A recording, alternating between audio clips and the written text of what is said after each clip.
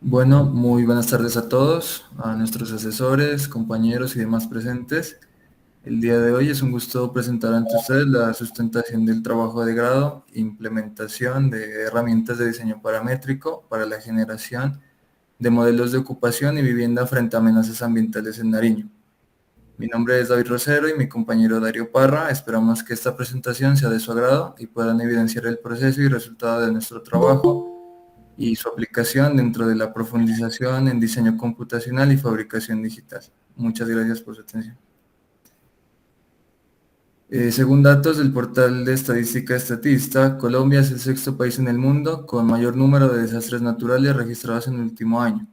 Para plantear una alternativa de solución y mitigación a esta problemática, abordaremos la implementación de herramientas de diseño paramétrico como alternativa a los métodos convencionales de diseño y construcción.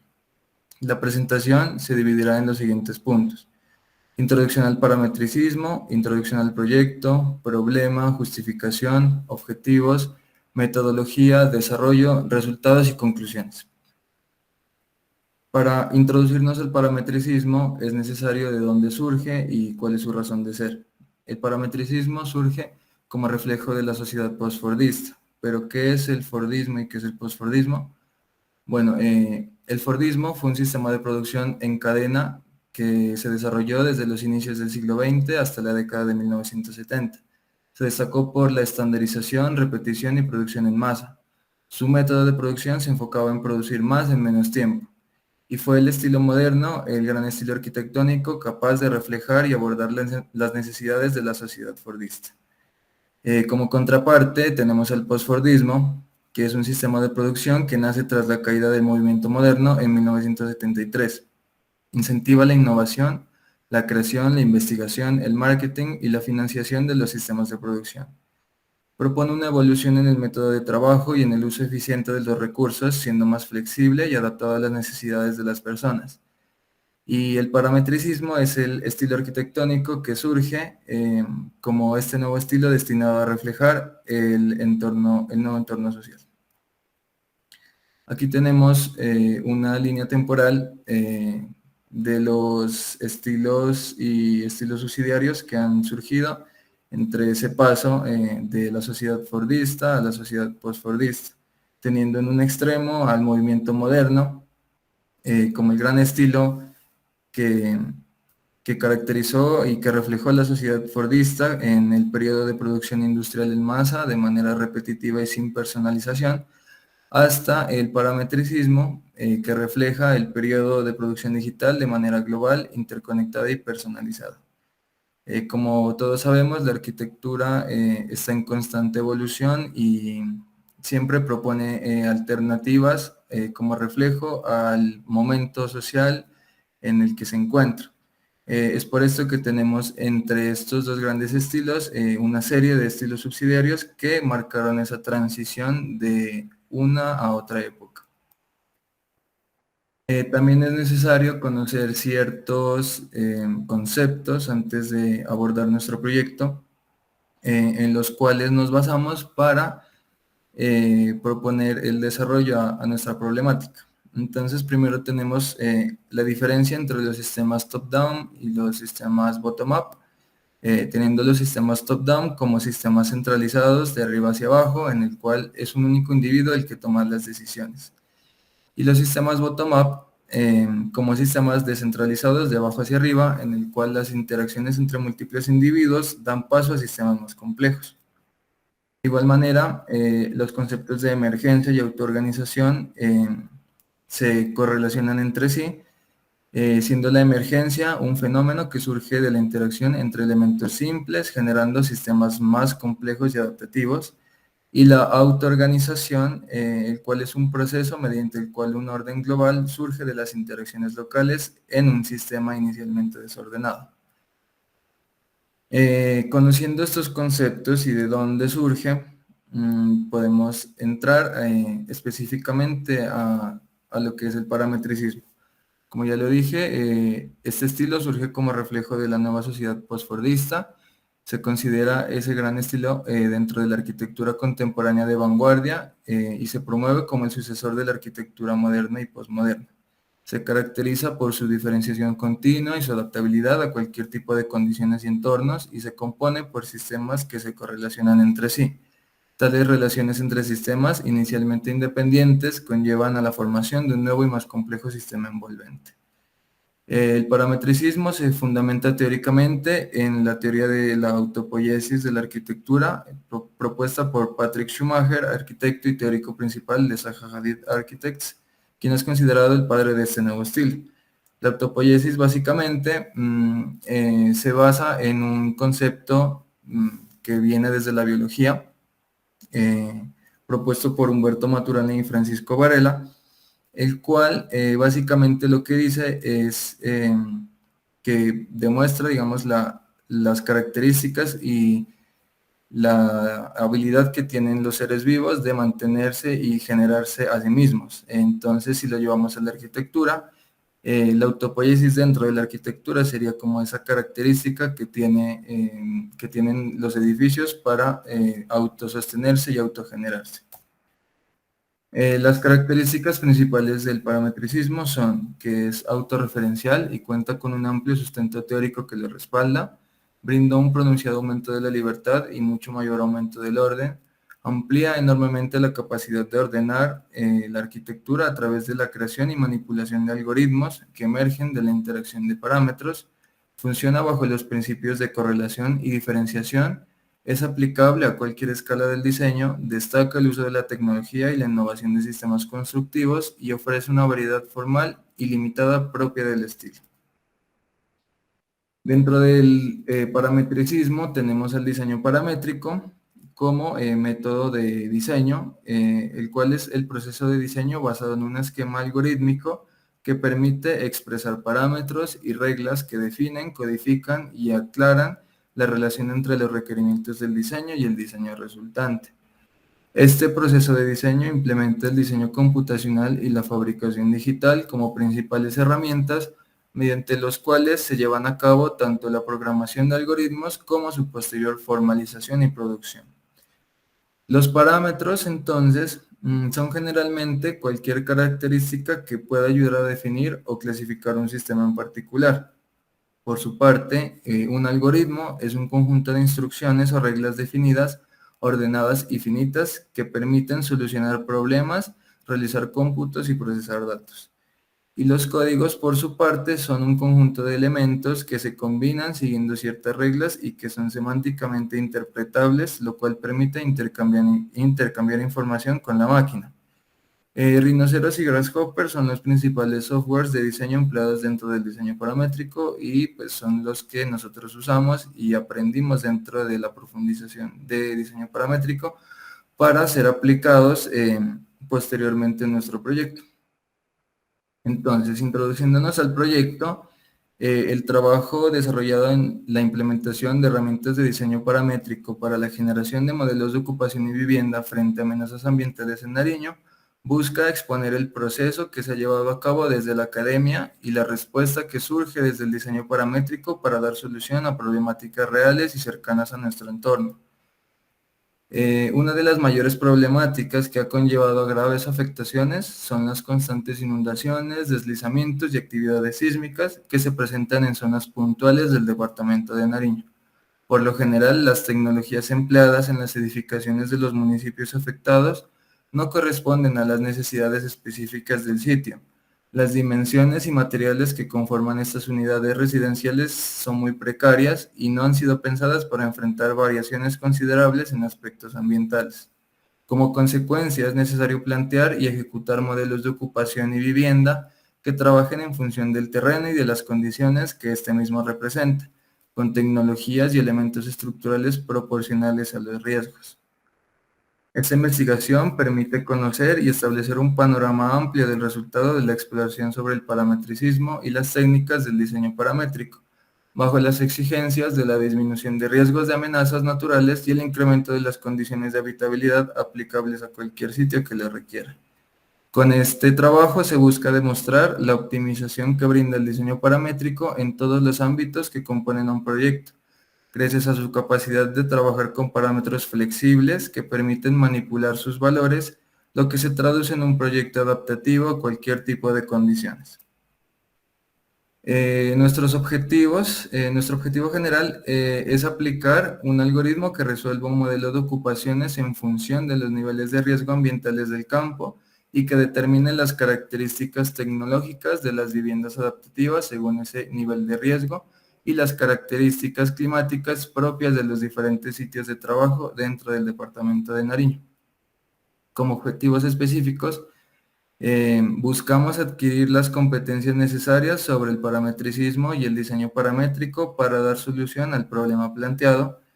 También buscamos determinar qué variables en temas de amenazas naturales afectan en mayor medida las características de las viviendas resultantes. Aplicar el proceso metodológico de manera exitosa de acuerdo a las variables consideradas. Y por último, evidenciar la incidencia de las variables en la adaptabilidad bioclimática de las unidades residenciales. El proceso metodológico aplicado en el desarrollo del proyecto mantiene una estructura basada en las premisas de los sistemas bottom-up, es decir, que el proyecto no es producto de un proceso lineal donde se tomaron decisiones directamente sobre su forma, sino que surge de diferentes interacciones con el entorno mediante un proceso descentralizado que puede ser aplicable a cualquier sitio.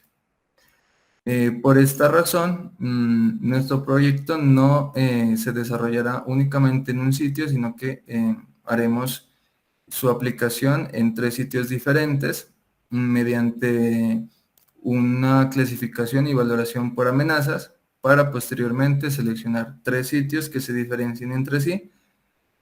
Posteriormente desarrollaremos un código urbano en el cual tendremos una geolocalización del sitio, un análisis del terreno y una clasificación del riesgo. Posteriormente pasaremos a generar el modelo de ocupación, un prototipado de ese modelo, una evaluación y una selección del modelo óptimo para ese sitio en específico. Después pasaremos a una escala de vivienda en el cual desarrollaremos un código arquitectónico que de acuerdo a las condiciones ambientales del sitio se desarrollarán unos prototipos, una evaluación y una selección del modelo óptimo para ese sitio. El proyecto pretende llegar a ser un modelo aplicable en cualquier sitio, el cual adopte las diferentes variables del lugar y sea capaz de adaptarse y brindar la solución más óptima para mitigar los riesgos ambientales presentes independientemente de su ubicación. Para evidenciar su adaptabilidad, el código será aplicado sobre 3 sitios de trabajo, los cuales serán elegidos en función de su susceptibilidad frente a amenazas naturales y su diferenciación en cuanto a variables climáticas. Entonces, inicialmente, para realizar la clasificación y valoración por amenazas, recolectamos unos datos y una información cartográfica del departamento de Nariño, en el cual tenemos en cuenta 3 amenazas principales, las cuales son las inundaciones, las amenazas sísmicas y los deslizamientos.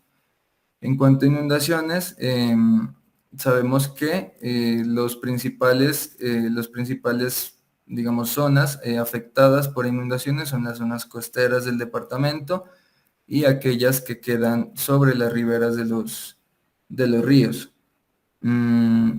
Entonces, pues pasaremos a seleccionar ciertos sitios que se encuentran en estas zonas, que son las mayormente afectadas. Por otra parte, las amenazas sísmicas, por lo general, pues afectan a todo el departamento, ya que es pues un departamento muy propenso a este tipo de amenazas. Sin embargo, son las zonas cercanas a los volcanes, aquellas que sufren una mayor susceptibilidad a correr este riesgo.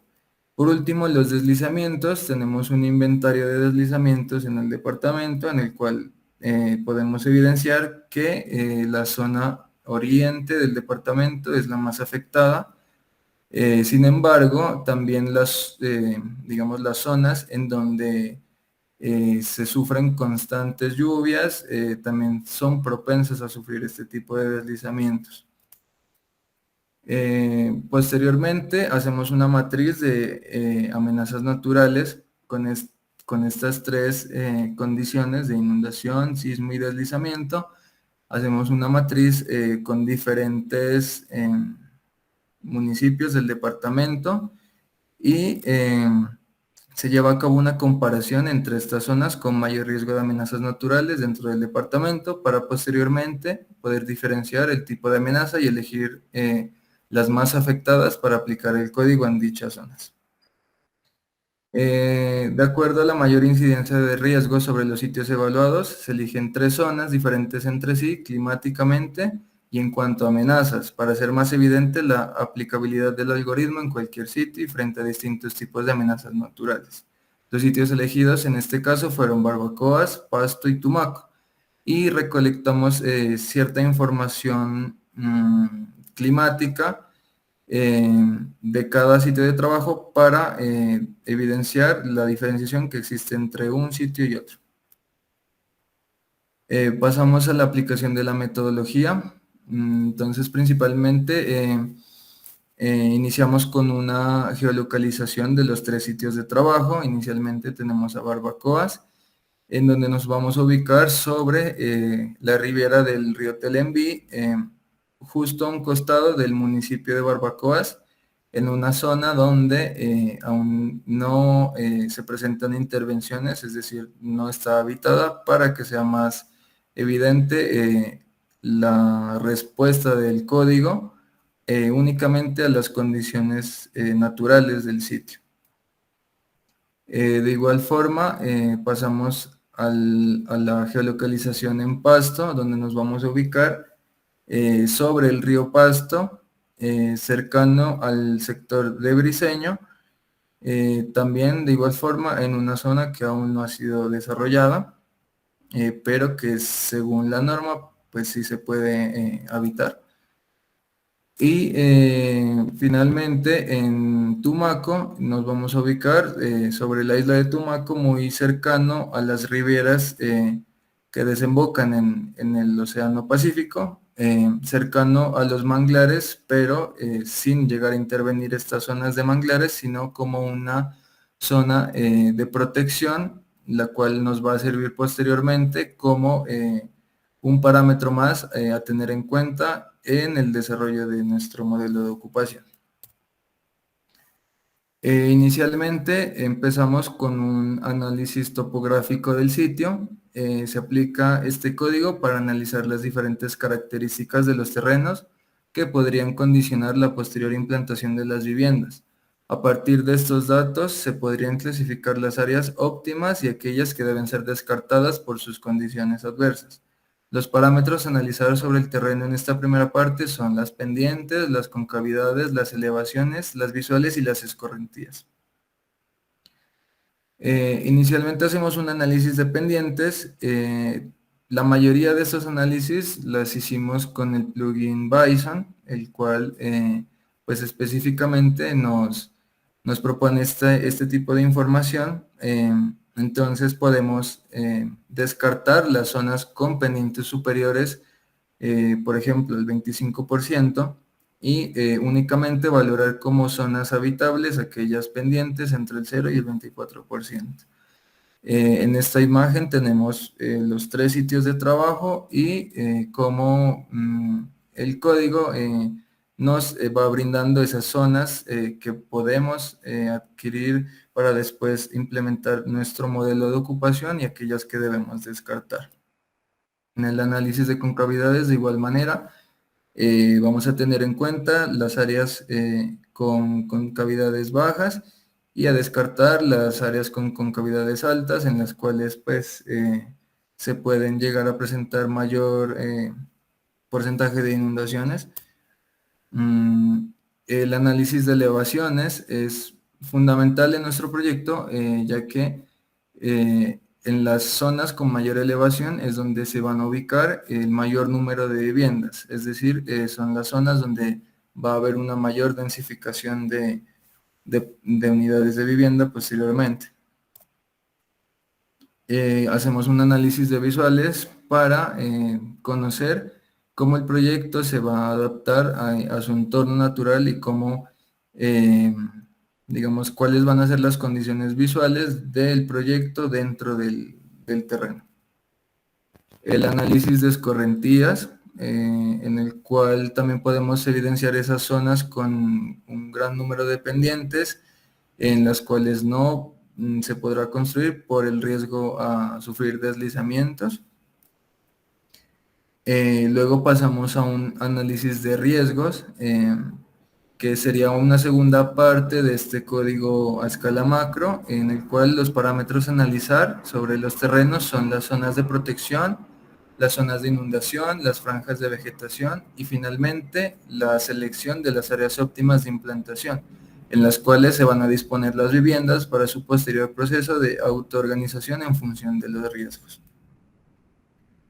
En esta parte se proponen unas áreas, unas franjas de protección alrededor del riesgo, que son cada una, pues son franjas de 30 metros en las cuales también van a ser descartadas posteriormente para para implantar vegetación sobre estas franjas.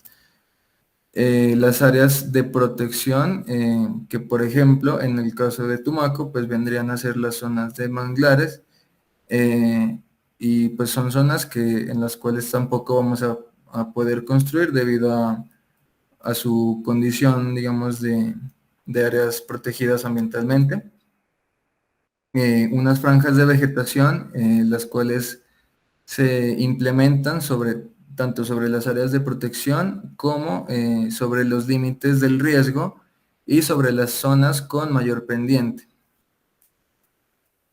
Las zonas propensas a sufrir inundaciones, que también van a ser descartadas y digamos que nos van mostrando esas zonas específicas en donde van a tener que ser agrupadas las viviendas. Y una selección de terrenos por pendientes, en donde igualmente se descartan las zonas con pendientes mayores y se tienen en cuenta las zonas con pendientes menores. Finalmente, estas son las áreas resultantes en donde podemos construir, donde se van a implantar las viviendas. Hacemos un análisis bioclimático con el plugin Ladybug, el cual posteriormente nos va a servir para, para determinar las características que van a tener estas viviendas. Entonces, mediante este código va a ser posible visualizar gráficamente las variaciones y comportamientos de los diferentes factores climáticos del sitio, tales como temperatura, humedad relativa, vientos y radiación solar. Lo que hacemos en este paso es introducir la información específica de cada uno de los sitios, y lo que va a hacer el plugin es demostrarnos gráficamente qué variaciones existen sobre cada uno de sus sitios. Entonces este código pues nos funciona como una herramienta para entender y monitorear las variaciones en la temperatura tanto de barbacoas como Pasto como Tumaco. Permite visualizar de manera precisa las fluctuaciones de temperatura en estas regiones a lo largo del día y durante todo el año. Igualmente, nos podemos ver el cambio de humedad, el cual requiere una respuesta mediante el paso de ventilación en cada uno de los sitios de trabajo. Estas características vamos a verlas reflejadas posteriormente en los modelos de vivienda que van a surgir en cada uno de los sitios. Las velocidades del viento de igual manera. Posteriormente vamos a ver las características que tendrán que adaptarse a estas variaciones mediante el flujo y la obstrucción de corrientes de viento. La radiación solar directa, la rosa de vientos, también la cual nos permite saber, digamos, en qué dirección vamos a tener esas viviendas para generar el menor impacto ambiental posible. El análisis de la carta solar, el cual se utiliza para evaluar la cantidad de radiación solar que llega a cada uno de los sitios de trabajo, lo que puede afectar la eficiencia energética y la comodidad al interior de las viviendas. Y posteriormente a este análisis general del sitio y de las condiciones tanto topográficas como climáticas, pasamos como tal al desarrollo del modelo de ocupación. Bien, ya habiendo tenido y culminado esta parte de obtención de información, empezamos con la parte pues de nuestra propuesta, digamos como respuesta a esta información. Empezamos con la exploración de un modelo basado en agentes. Un modelo basado en agentes pues es un modelo computacional que permite simular las acciones o interacciones entre individuos, pero que se van a ver reflejadas únicamente en el sistema o en el conjunto al que hacen parte, ¿no? Nosotros hacemos este primer ejercicio para poder obtener información de las ocupaciones y de las densidades. Esta es la primera parte, la parte urbana, que nos va a arrojar pues, estos modelos de ocupaciones o pues estas posiciones de partículas para el modelo de ocupaciones.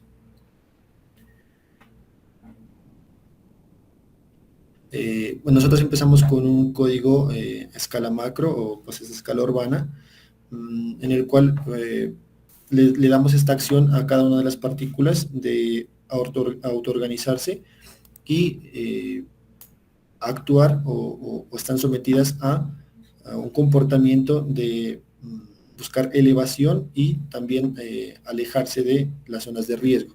Ellas van a interactuar con la topografía en este caso y en colisión también con las otras partículas para que no tengamos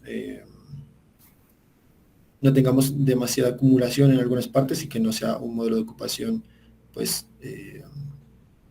funcional, con fluidez o que no tenga demasiada congestión. Este es nuestro primer modelo. En este punto nosotros en la parte izquierda podemos observar ese comportamiento de las partículas que funcionan con base en esa topografía y en ellas, y vemos una línea temporal en la parte derecha. ¿Sí? Hay un inicio de la posición de estas partículas, el cual corresponde a una densidad un poco mayor desde un inicio alejada del riesgo, o sea, es inversamente proporcional a la cercanía del riesgo. Y una escena final que pues se disponen una acumulación demasiado excesiva, ¿no? de estas partículas. Nosotros haremos posteriormente un análisis de cuál es el modelo de ocupación que a nosotros nos va a permitir proporcionar a estas viviendas las condiciones de seguridad o mitigar ese riesgo sin llegar a obtener pues esa condensación total pues de las partículas. Este ejercicio se hizo con el plugin de Kangaroo y las partículas inicialmente pues, como partículas, posteriormente serán ya las unidades de vivienda. En este caso pues podemos ver ya una correlación entre la información tomada de pendientes, concavidades, elevaciones y escorrentías y el modelo de ocupación resultante. Nosotros definimos, digamos, después de haber analizado, digamos, toda esa línea temporal del comportamiento de las partículas, que esta era la mejor opción porque comparando con digamos, de manera más juiciosa, comparando con toda esta información de elevaciones y concavidades, encontramos que el modelo de ocupación responde a la ubicación evitando todas estas zonas que nosotros habíamos descartado por temas de riesgo, y a una fluidez de densificación pues, ¿no? urbana. Entonces aquí podemos ver como el resultado de la información y pues compararla con la obtención de este modelo de ocupación. Este mismo ejercicio y la misma metodología pues la utilizamos para los demás sitios. Esto es en Pasto, por ejemplo, y vemos el comportamiento de las partículas que inicialmente también se disponen con mayor densidad entre más lejanas del riesgo estén, y finalmente nos muestran un modelo de ocupación final. En este caso hay una fuga de estas partículas porque la pendiente, digamos, no encuentra una estabilidad al final, ¿no? Una estabilidad total de las partículas, pero pues podemos nosotros hacer la obtención del modelo de ocupaciones en un momento en el que tengamos la presencia de partículas y la densidad necesaria para tener una ocupación suficiente sin llegar a ocupar demasiado o a tener demasiado vacío, pues, ¿no? En nuestro modelo de ocupación. Entonces aquí podemos ver una comparación también entre el tema de las escorrentías, elevaciones y pendientes, y vemos la ubicación de nuestras partículas, en este caso de nuestro modelo de ocupación, que evita estas zonas que nosotros queremos descartar y pues ocupan lugares o puntos en los que podemos mitigar un poco esos riesgos, ¿no? De la misma forma, en Tumaco, aquí vemos un comportamiento, es un poco, podemos observar un poco la diferencia de las velocidades de las partículas por el tema de las pendientes, y aquí hay unas características, o sea, podemos observar como características diferentes, ¿no? Hay unas acumulaciones puntuales. En la anterior podríamos ver como unas fugas, y esto pues corresponde totalmente al tema de depresiones y pendientes del mismo terreno. Entonces escogemos un momento temporal, un punto exacto en esta línea de tiempo de las colisiones y de la reacción de las partículas para obtener un modelo de ocupación exacto que nos permita lo que les mencionaba, ¿no? Aquí podemos ver, por ejemplo, en el tema de elevaciones, que está inmediatamente arriba del modelo de ocupación, podemos ver la correlación de estas partículas con los elementos o las zonas un poco más elevadas, y vamos a mitigar un poco el riesgo presente. Bueno, posterior a eso, nosotros, una vez teniendo las partículas, la otra necesidad era poder encontrar una conexión entre ellas, porque pues, un modelo de ocupaciones requiere eso también, poder resolver la comunicación entre estas agrupaciones que se forman. ¿Podrías, digamos, regresar a la anterior diapositiva, por favor? Encontramos unas agrupaciones, ¿cierto? Ya hay unos modelos de ocupaciones, y las partículas se comportan de manera individual, pero las condiciones del terreno obligan o ejercen unas fuerzas que hacen que estas partículas empiecen a tomar agrupaciones. Para resolver la conexión entre ellas y de las mismas agrupaciones, nosotros pues nos vamos a utilizar una técnica de diseño que se llama hilos húmedos. Los hilos húmedos, desarrollada por el ingeniero Freyotto, para crear caminos y senderos con la mayor, o sea, para hacer el recorrido de manera más óptima y eficiente, ¿sí?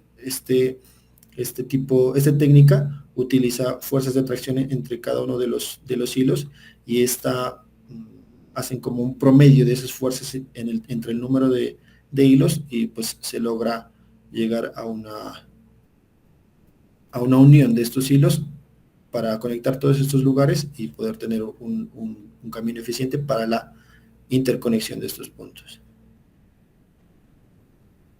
Entonces, nosotros ya tenemos nuestros modelos de ocupación y agrupaciones que se han hecho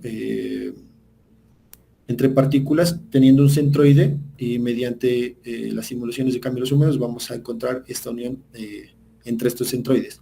Los centroides se determinaron por un parámetro de distancia entre las partículas. Las partículas que estén, un ejemplo, alejadas 3 metros, se van a agrupar. Las que estén entre sí con mayor distancia, entonces no van a formar parte de esa agrupación, sino de otra a la que se encuentren en esa cercanía. Ese parámetro de distancia pues también puede ser modificado, y pues en la parte izquierda podemos ver nosotros la acción de estos caminos húmedos, y en la parte derecha inferior vamos a encontrar el resultante de esta conexión de los centroides. Con esto queremos garantizar en cada uno de las agrupaciones, de los modelos de ocupaciones, esta conexión, y pues estamos brindando una conexión de estas agrupaciones de la manera más eficiente posible según el resultado de esta herramienta de diseño. Sí, asimismo en esta y en cada uno de los sitios. En estas están actuando las fuerzas de conexión de estos hilos y posteriormente se verán reflejadas también con la topografía, ¿sí? Bueno, aquí podemos observar los modelos de ocupación resultante. En este momento todavía siguen siendo partículas, nosotros elevamos un poco la escala para entender y por eso aparecen estas cúpulas sin ninguna característica, pero únicamente hasta este punto solo es para entender la posición y la densidad de cada una de las viviendas con esta conexión. Este es el resultado en Barbacoas, en Pasto y en Tumaco. Ahí podemos ver el tema de las agrupaciones y las conexiones entre ellas de manera eficiente. Listo. Después de esto, pues ya empezamos a utilizar la información climatológica que nosotros obtuvimos del análisis y pues van a empezar a adaptarse y a obtener unas características especiales nuestras unidades de vivienda. Nosotros al escalar, como vieron en la anterior diapositiva, obtuvimos unas cúpulas que nosotros hicimos una deconstrucción de eso para poder tener elementos estructurales y poder adicionarle características a estas pieles y a la estructura. Entonces, pues optamos por estos domos geodésicos y para empezar a acondicionarlos bajo esas características climatológicas de cada lugar. Las unidades de vivienda pues manejan un sistema constructivo híbrido entre vector activo y plegaduras, el que se pueden ver en la piel. Todo el ejercicio de la vivienda está desarrollado para responder a esas condiciones climáticas y lo vamos a ver, climáticas y naturales también, y lo vamos a ver reflejado desde la parte exterior, ¿sí? Va a responder a esas condiciones de forma de piel, de estructura y de materialidad. Bueno, los componentes de la vivienda y cuáles fueron las características que nosotros le dimos a esa cúpula, digamos, cuando hicimos esa deconstrucción, para poder responder a las condiciones que nosotros obtuvimos, pues el tema estructural, el tema de la cimentación, los pilares, las conexiones, corresponden también, vamos a ver más adelante, una tabla de parámetros que se obtiene del análisis de cada lugar, y todas las unidades de vivienda, digamos, responden y cada característica responde a esas características, ¿no? Por ejemplo, en este caso la cimentación se compone de una cimentación en pilares que son capaces de variar la sección, la profundidad y el área de nuestras zapatas con respecto a la información que se dará de cada terreno, de un análisis de suelos, de la capacidad portante, de la posibilidad de inundación, del riesgo al que se encuentra en inundación, la separación con respecto al nivel del suelo. ¿Sí? El entrepiso es una losa en concreto, esto por el tema sísmico y por temas digamos, climatológicos de control de calor, ¿sí? Se comporta de manera muy estable en los climas cálidos y en los climas fríos también. El cerramiento consta de dos principales disposiciones de cerramiento, son dos capas, lo vamos a ver más adelante en los cortes, en los detalles, y son básicamente para el control de temperatura y de radiación, tanto en iluminación como en transferencia de calor. Y esas son las características, digamos, en general, pero vamos a ver cómo se comportan ya en cada clima. Bueno, eso es lo que les mencionaba, digamos, de las materialidades. Bueno, tenemos, por ejemplo, las pieles, la primera piel de estos elementos arquitectónicos pues es un vidrio un vidrio de aislamiento térmico, y la periferia, por ejemplo, es del soporte es en aluminio con la instalación de los paneles, ¿no?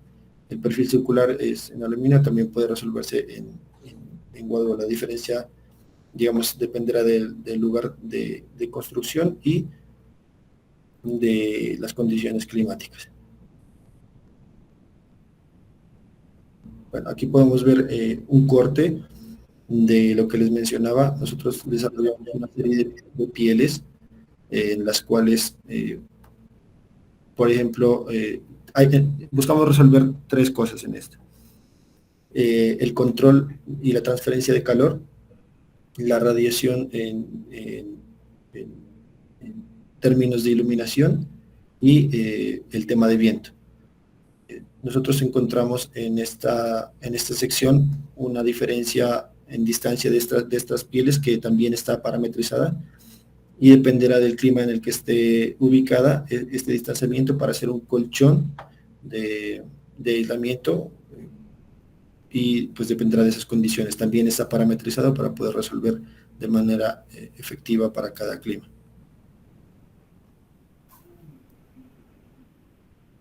Pues es una imagen de la capacidad de adaptación de la vivienda. En esta se puede ver en la parte superior los paneles totalmente abiertos, y la cantidad, digamos, es una gráfica de iluminación, y en la parte de abajo la capacidad pues de cerrarse ante la presencia de iluminación o de carga térmica excesiva. Bueno, aquí podemos ver que nuestra propuesta en temas de pieles reacciona en tiempo real y de manera directa con, en este caso, la radiación solar. En el caso, por ejemplo, de las viviendas de clima cálido, nosotros ocupamos las dos pieles porque hay una necesidad de ser coherentes con la carga lumínica que puede llegar al proyecto y la carga térmica que nosotros necesitaremos hacer una barrera para esta misma, ¿no? Entonces funcionan de esa manera las dos pieles, de manera, digamos, de manera contraria, para que tenga esa coherencia, ¿no? Y en el clima frío sí funcionan de manera simultánea la apertura y la iluminación para poder tener la carga lumínica y la carga térmica. Después de resolver estos temas de clima en las viviendas, nosotros encontramos la necesidad de poder hacer las agrupaciones de vivienda. Hay elementos en partículas o ya en los domos que el resultado del modelo de ocupación están colisionados o topan uno con otro. Y para resolver ese tipo de agrupaciones utilizamos un código, un plugin que es Metabolz, para poder interactuar estas viviendas, y que ellas creen unas superficies que en este caso son suaves y siguen teniendo esta forma esférica para poder hacer estas agrupaciones.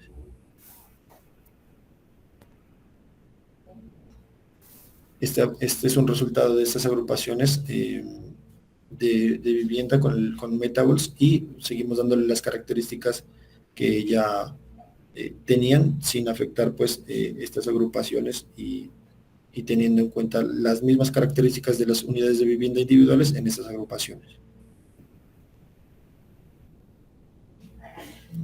Sí, estos Metabolz actúan con es una técnica de diseño que se utiliza para crear superficies, y en lugar de construir una superficie poligonal o una malla, los Metabolz utilizan una serie de objetos esféricos. Se comportan como partículas cargadas que interactúan, generando una superficie común. La posición y la forma de los Metabolz se pueden ajustar mediante parámetros de control.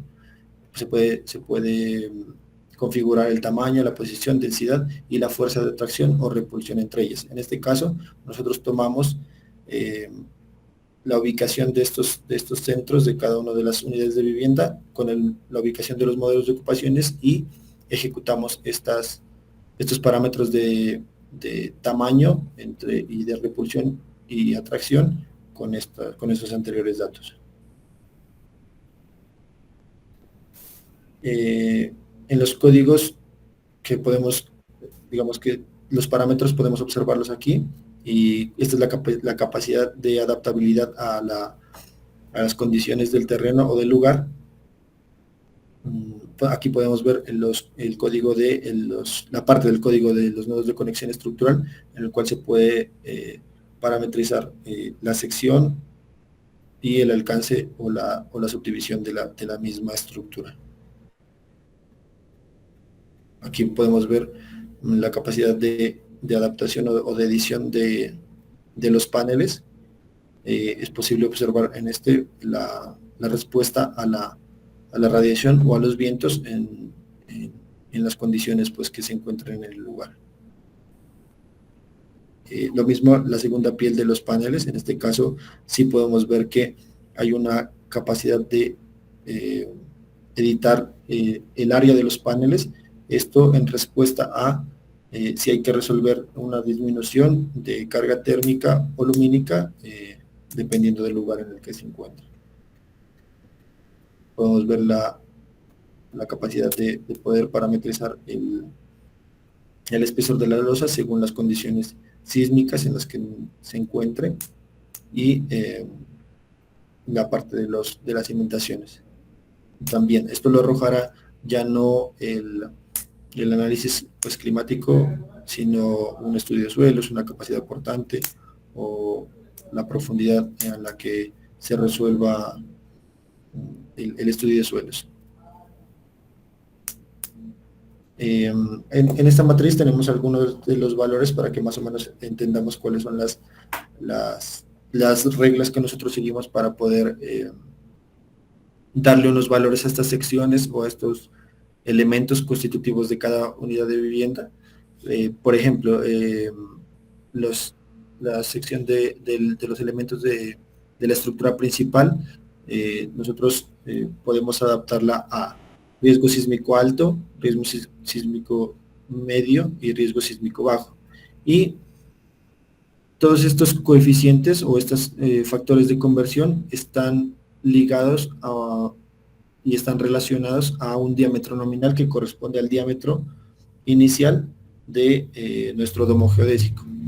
Por ejemplo, el riesgo sísmico alto, el factor de conversión para la sección de la estructura es de 0.1 y corresponde a un diámetro de sección en el caso del diámetro nominal de la vivienda que sea 10 metros, el elemento estructural será de 0.1 metros, 10 centímetros, para el riesgo sísmico alto. Y pues los otros valores corresponderán a secciones menores por los riesgos. De la misma manera la estructura de la cimentación y eso pues digamos en temas de estructurales. El tema de los paneles o de la capacidad de radiación solar o de carga térmica, hay unos porcentajes de apertura o de área de los paneles que corresponderán a estas tablas de los rangos de las temperaturas de los lugares, ¿sí? Lo mismo para para el espacio entre los paneles, ¿no? Para ese colchón térmico que mencionábamos, y corresponderán también pues a la capacidad de adaptación en cuanto a lo térmico. Eso es, digamos, como un ejemplo de los parámetros y la manera, digamos, como ordenada en la que nosotros digamos que se determinan las secciones de cada uno de los elementos constitutivos y las áreas. Estos pues ya son unos detalles del proceso constructivo o de la forma de construcción de los elementos para las unidades de vivienda. Son los elementos que mencionábamos para para la construcción de cada una de las viviendas. Aquí podemos ver los paneles, la capacidad por ejemplo, en este caso hay un porcentaje del 60% de la capacidad de apertura. Eso corresponderá a cierto clima. Digamos que en el caso de la primera piel, podrá tener una capacidad de ventilación, digamos, en porcentajes del 60% de los paneles, y ya dependerá de la carga lumínica o carga térmica de la primera piel. Bueno, finalmente tenemos unos resultados de los modelos de vivienda para cada uno de los sitios en los cuales fueron aplicados. Bueno, cabe resaltar que, digamos, la aplicabilidad de nuestro proyecto en estos sitios fue más que todo como, o sea, a pesar de que nosotros hicimos un análisis inicial y una clasificación por amenazas y unas matrices, cabe tener en cuenta que la selección, digamos, la aplicabilidad en estos sitios fue más que todo una excusa para evidenciar cómo nuestro código puede ser aplicable en cualquier tipo de topografía, en cualquier sitio. De esta manera tenemos, bueno, unos modelos de vivienda resultantes para cada sitio, teniendo en cuenta de que, digamos, este vendría a ser digamos, el genotipo para ese sitio, pero cada uno de sus valores puede variar de acuerdo al sitio específico en el cual se implante esa vivienda como tal. Entonces, para los modelos de vivienda en barbacoas, tras la implementación del código, se obtiene como resultado un fenotipo de vivienda óptimo para cada sector del sitio de trabajo. Para el caso de barbacoas, los pilares estructurales resultarán ser más largos y anchos para permitir una elevación y resistencia sobre el terreno debido a las constantes inundaciones y deslizamientos. Esto en cuanto a la condición estructural, ¿no?, de las viviendas. Por otra parte, la materialidad se obtuvo del lugar y los paneles se enfocan en responder a la protección contra las constantes lluvias y el ambiente húmedo del lugar. Posterior al análisis bioclimático del sitio, las características de los paneles específicamente son las que variaron y nos resultaron unos paneles mucho más grandes para la protección frente a lluvias y para la obstrucción del paso de radiación solar directa dentro de las viviendas, digamos, como respuesta a la condición climática pues, que tiene Barbacoas. Esta es una vista interior de cómo funcionarían esas viviendas, y pasamos a los modelos de vivienda resultantes en Pasto. En la ciudad de Pasto los modelos cambiaron, la estructura en general tiene mayores dimensiones y refuerzos debido al constante riesgo sísmico. Tenemos en lugar de una estructura principal, tenemos una subestructura en la cual digamos, nos brinda esa mayor resistencia frente a los riesgos sísmicos. La materialidad igualmente se enfoca en brindar mayor seguridad y resistencia frente a los movimientos tectónicos, y los paneles externos son más amplios para permitir el constante paso de luz y calor. En Pasto, la respuesta a la radiación solar va a ser inversa a los casos de Tumaco y de Barbacoas, debido pues a la condición climática que tenemos en este sitio. Finalmente, en los modelos de vivienda en Tumaco, se presentó un modelo de vivienda que es capaz de responder tanto a inundaciones como a movimientos sísmicos, por lo que su estructura tiene una mayor elevación y un mayor diámetro tanto en sus pilares como en su losa. De esta manera, pues se puede responder tanto a las condiciones de inundaciones y de riesgos sísmicos que pues afectan al municipio de Tumaco. La materialidad igualmente se enfoca en brindar mayor seguridad y resistencia frente a los movimientos tectónicos, y sus paneles dobles, tanto internos como externos, son más amplios para permitir el constante paso de ventilación y a su vez evitar la radiación solar directa. Bueno, finalmente tenemos las conclusiones. Como primera conclusión, tenemos que la aplicación de las herramientas de diseño paramétrico aprendidas durante este ejercicio académico evidencian una respuesta favorable que va en pro de la eficiencia, el análisis y la adaptabilidad de la vivienda al entorno independientemente de sus características. La investigación y apropiación de términos conceptuales y prácticos tanto del parametricismo como del diseño paramétrico son fundamentales para su posterior aplicación a problemáticas reales en diferentes contextos. El diseño paramétrico alberga una gran cantidad de análisis y simulaciones generando información importante antes no reconocida que enriquece el proyecto.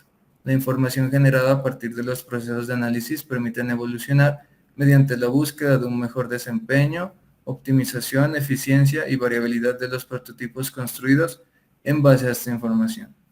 A partir del análisis de cada uno de los prototipos definitivos, queda al descubierto la capacidad de adaptación del genotipo, teniendo evidentes variaciones en el fenotipo del proyecto y asimismo respuestas a las variables climatológicas afectando en mayor medida y directamente las pieles del proyecto y de manera estructural y de implantación como respuesta a las variables de riesgo.